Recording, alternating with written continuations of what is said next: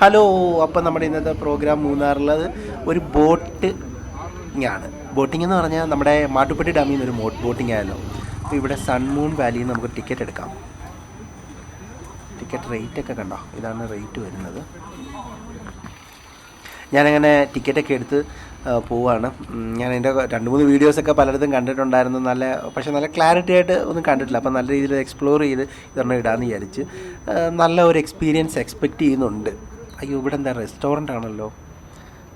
എവിടെ നിന്നാണ് എൻട്രി എന്ന് നോക്കട്ടെ.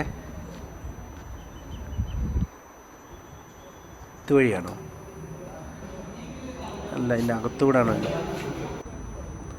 അല്ല ഗൈസ്, അവിടെ അല്ല. ആക്ച്വലി നമുക്ക് വെളിയിൽ നിന്ന് എവിടെയോ നിന്നാണ് എൻട്രി അകത്തോട്ട് കേട്ടോ. ടിക്കറ്റ് കൗണ്ടർ ഇതാണ്. ഇവിടുന്ന് പിന്നെ ഇവിടെയാണ് ടിക്കറ്റ് കൗണ്ടറിന് റൈറ്റിലോട്ട് കയറിയിട്ട് നമ്മൾ ഈ വഴി കൂടെ പോകണം.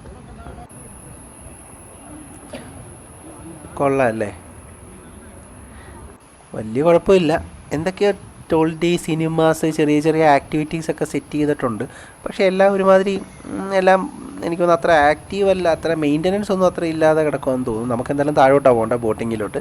നമുക്ക് ബോട്ടിങ്ങിലോട്ട് പോയി നോക്കാം. ഈ ഒരു സ്ഥലത്തൂടാണ് ticket counter boating club. Okay, എന്തൊക്കെയോ ഇവിടെ വർക്ക് നടക്കുന്നൊക്കെ ഉണ്ട്. JCB ഒക്കെ കിടന്ന് എന്തൊക്കെയോ വർക്ക് നടക്കുന്നുണ്ട്. പക്ഷേ കുഴപ്പമില്ല, ഇങ്ങനെ അവിടെയാണ് കേട്ടോ ബോട്ടിങ്.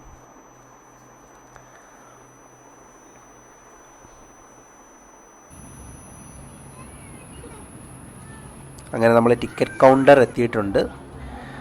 1100 രൂപയുടെ ടിക്കറ്റ് ഉണ്ട്, 250 ഉണ്ട്. 250 എനിക്ക് തോന്നുന്നു വലിയ ബോട്ടാണെന്ന് തോന്നുന്നു. ബോട്ടിലാകുമ്പോൾ നമുക്ക് എടുക്കാം. ഞാനിപ്പം സിംഗിൾ ബോട്ടിൻ്റെ ഒരു ടിക്കറ്റ് എടുക്കാനുള്ള പ്ലാനിങ്ങിലാണ്. അപ്പോൾ 1080 സ്പീഡ് ബോട്ടിൻ്റെത് വരുന്നത്. നോക്കാം. അപ്പോൾ അവരൊന്ന് വെയിറ്റ് ചെയ്യാൻ പറഞ്ഞു.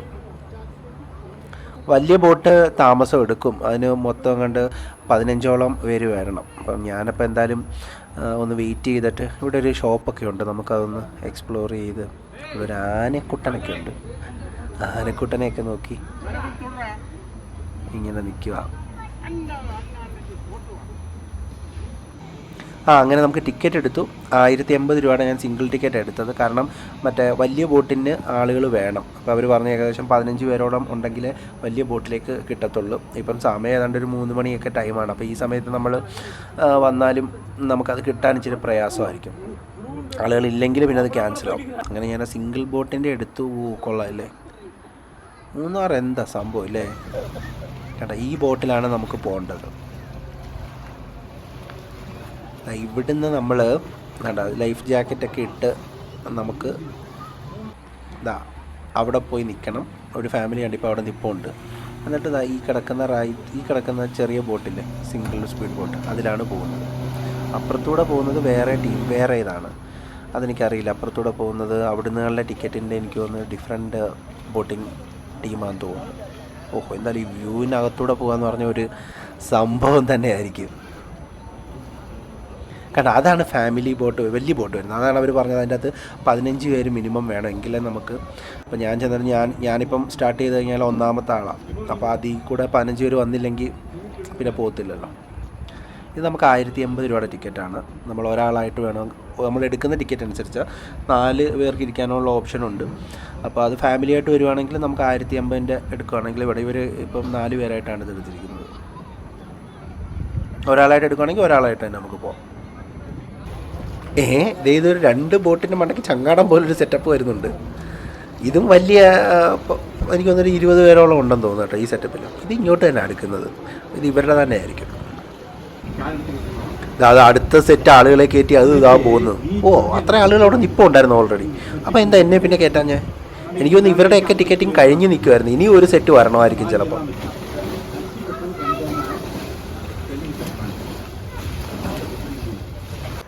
ഇവിടെ ആളുകൾ കണ്ടോ, നമ്മുടെ ബാക്കിലുള്ളവരൊക്കെ വെയിറ്റ് ചെയ്യുന്നുണ്ട്. ഞാനിപ്പോൾ ഇതൊക്കെ കെട്ടി ഇവിടെ വന്ന് ഇങ്ങോട്ട് കയറി. ഒരു ക്രിസ്മസ് അപ്പൂപ്പൻ പോലെ ഒരു അങ്കിള്, നല്ല രസമുണ്ട് പുള്ളിയെ കാണാൻ.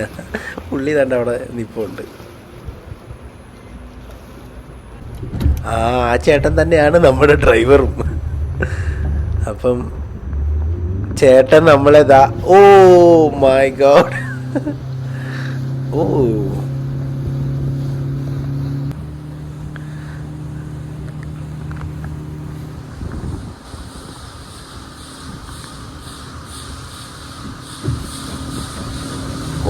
ഭയങ്കര ഗൈസ്.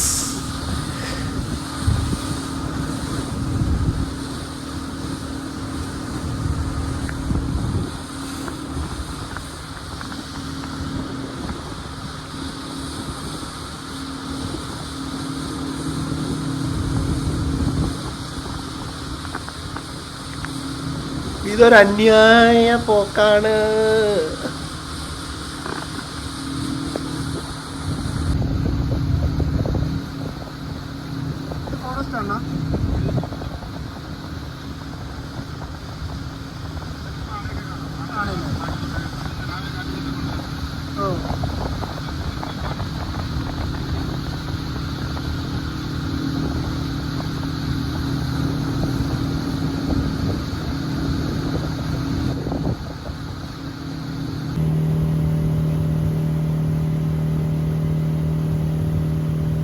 ഇതാണ് ഗൈസ്, ഇതാണ് ഇതിൻ്റെ ഒരു ബാക്ക് എന്നുള്ള വ്യൂ. കണ്ടോ, സ്പീഡ് നിങ്ങൾക്ക് മനസ്സിലാക്കാൻ പറ്റും. പക്ഷെ ഇതിൻ്റെ സൈഡിലൊക്കെ ചേട്ടൻ പറഞ്ഞത് ഇവിടെയൊക്കെ ആനകളൊക്കെ ഉണ്ടെന്നാണ് പറഞ്ഞത്, വെള്ളം കുടിക്കാനൊക്കെ വരാറുണ്ടെന്നാണ് പറഞ്ഞത്. അപ്പം ഞങ്ങളിങ്ങനെ സൈഡ് വശമൊക്കെ ഇങ്ങനെ നോക്കി പോവുകയാണ്.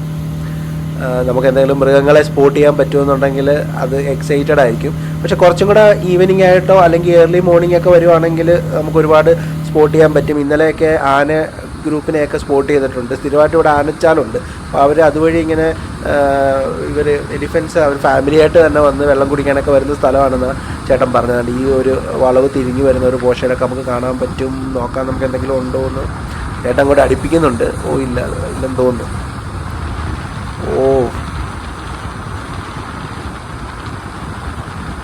ഇത് പൈൻ മരമാണോ നിൽക്കുന്നത് എന്നറിയത്തില്ല, പക്ഷെ അതുപോലെയുണ്ട്.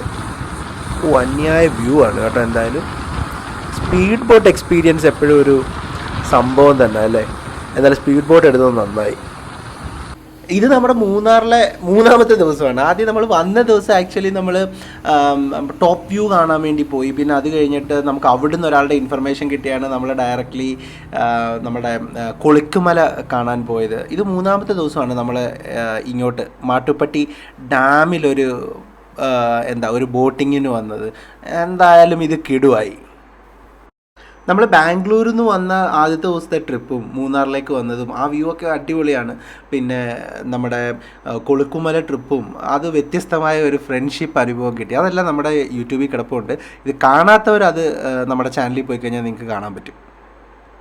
നമ്മളിവിടെ കാണുന്ന ഈ മരങ്ങളെല്ലാം എന്ന് പറഞ്ഞാൽ യൂക്കാലിപ്സ്, വാറ്റിൽ, അക്വേഷ്യ ഈ ഇനത്തിൽപ്പെട്ട മരങ്ങളാണ്. ഇത് ആക്ച്വലി നമ്മുടെ നാട്ടിലുണ്ടാകുന്നതല്ല. സായിപ്പന്മാർ നമ്മുടെ നാട്ടിൽ വന്ന സമയത്ത് അവർ ആ സമയത്ത് കൊണ്ടുവന്ന് ഇവിടെ നട്ടതാണ്. ഇത് വളരെ പെട്ടെന്ന് അങ്ങ് പടരുകയും ചെയ്തു. ഇപ്പം ആക്ച്വലി ഇത് മാറ്റി വെക്കാനുള്ള 2021 പദ്ധതി കേരള സർക്കാർ തുടങ്ങിയിട്ടുണ്ട്. അതാണ് ഇപ്പം ചേട്ടൻ നമ്മളോട് പറഞ്ഞത്.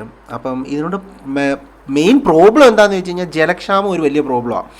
കാര്യം ഇത് ഒത്തിരി വാട്ടർ പിടിച്ചെടുക്കും ഇതിൻ്റെ വളർച്ചയ്ക്ക് വേണ്ടി. പെട്ടെന്ന് ഇത് വളരുന്നതുകൊണ്ട് തന്നെ. പിന്നെ നമ്മുടെ നോർമൽ നമ്മുടെ നാടിൻ്റേതായിട്ടുള്ള വൈവിധ്യങ്ങളുണ്ടല്ലോ, ഇത് നഷ്ടപ്പെടുത്തും. നമ്മുടെ നാട്ടിൽ വളരേണ്ട, അപ്പോൾ ഈ പെട്ടെന്ന് വെള്ളം വലിച്ചെടുത്ത് വളരുന്നതുകൊണ്ട് തന്നെ മറ്റുള്ള സാധാ നമ്മുടെ നാട്ടിൽ വളരുന്ന ഓർഗാനിക്കായിട്ടുള്ള മരങ്ങൾക്ക് വളരാനുള്ള സാഹചര്യം ഇല്ലാതെ വരിക, അതിനെ നശിപ്പിക്കുകയും ചെയ്യും. അങ്ങനെ വരുമ്പോൾ ഒരു വലിയ പ്രോബ്ലം എന്താണെന്ന് പറഞ്ഞാൽ ഈ മൃഗങ്ങൾക്ക് വേണ്ടിയുള്ള ഭക്ഷണങ്ങൾ കൊടുക്കുന്ന മരങ്ങൾ, ഫ്രൂട്ട്സ് ട്രീകൾ അങ്ങനെയൊക്കെ ഉള്ളവയെല്ലാം നശിച്ചു പോവുകയും അത് വന്യമൃഗങ്ങൾക്കൊരു വലിയ പ്രശ്നമായി മാറുകയൊക്കെ ചെയ്യും. അങ്ങനെയാണ് 2021 ഇപ്പം ഇതെല്ലാം പരിസ്ഥിതി പുനഃസ്ഥാപിക്കുക എന്ന് പറഞ്ഞ ഒരു പോളിസി കൊണ്ടുവരികയും അത് നിയമമാക്കിയെന്ന് ചേട്ടൻ പറഞ്ഞത്. അങ്ങനെ നമുക്ക് ഘട്ടം ഘട്ടമായിട്ട് ഇതിനെ മാറ്റിക്കൊണ്ട് റീപ്ലാന്റേഷൻ നടന്നുകൊണ്ടിരിക്കുകയാണെന്നിപ്പോൾ.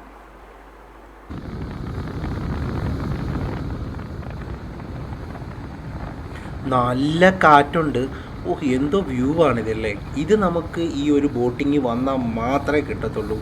അത് ഞാൻ സജസ്റ്റ് ചെയ്യുന്നു. ഞാൻ ആക്ച്വലി വലിയ ബോട്ടിൽ പോകേണ്ടതാണ്. ഞാൻ സജസ്റ്റ് ചെയ്യുന്നു ഗൈസ്, നിങ്ങൾ ഒരു സ്പീഡ് ബോട്ടിൽ വന്നാൽ കിട്ടുന്ന അനുഭവം ഉണ്ടല്ലോ, അതൊരു സംഭവമാണ് കേട്ടോ. എന്താ ഫ്രെയിമായതല്ലേ.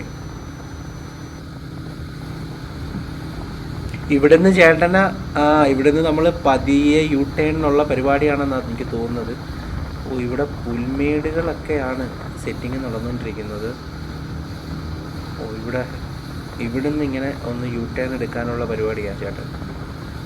അതെ, നമ്മൾ യു ടേൺ എടുത്തു തുടങ്ങി. മൈ ഗോഡ്, ശരിക്കും നമ്മൾക്കത് പേടിപ്പിക്കുന്നുണ്ട്.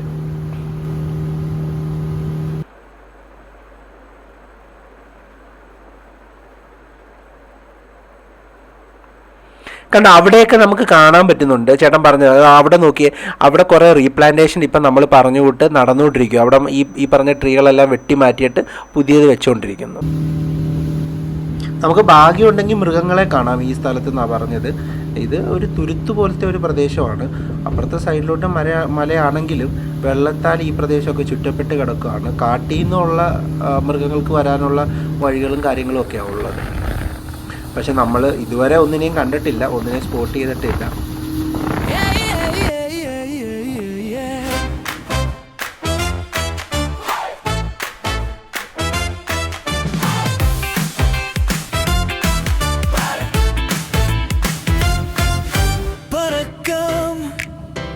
നമുക്ക് പറക്കാം ഈ നാടിൻ സുഗന്ധമായി, ആത്മാവിന് തീർന്നമായി എല്ലാം നിനക്ക് പകരാം.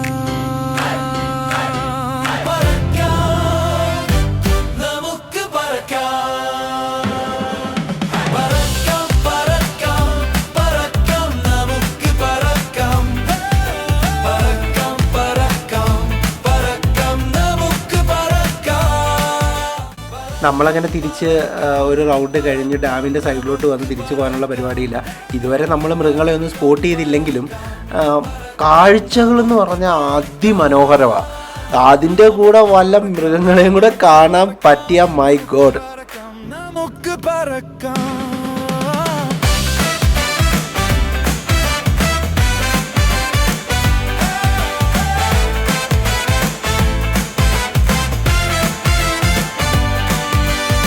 നമുക്ക് പറക്കാം ഈ നാടിൻ സുഗന്ധമായി, ആത്മാവിന് തീർന്നമായി എല്ലാം നിനക്ക് പകരാം.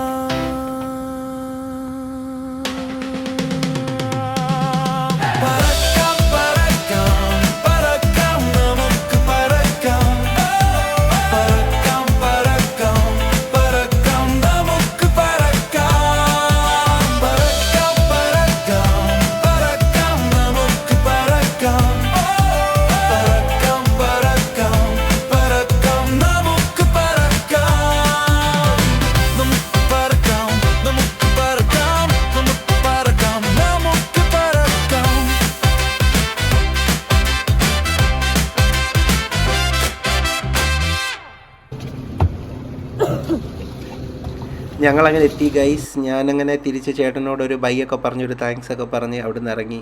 അടുത്ത ട്രിപ്പുമായിട്ട് ചേട്ടൻ അടുത്ത ഒരു ഫാമിലിയായിട്ട് പോയിട്ടുണ്ട്. ഇതാ അവരവിടെ നിന്ന് ബോട്ട് എടുത്തു.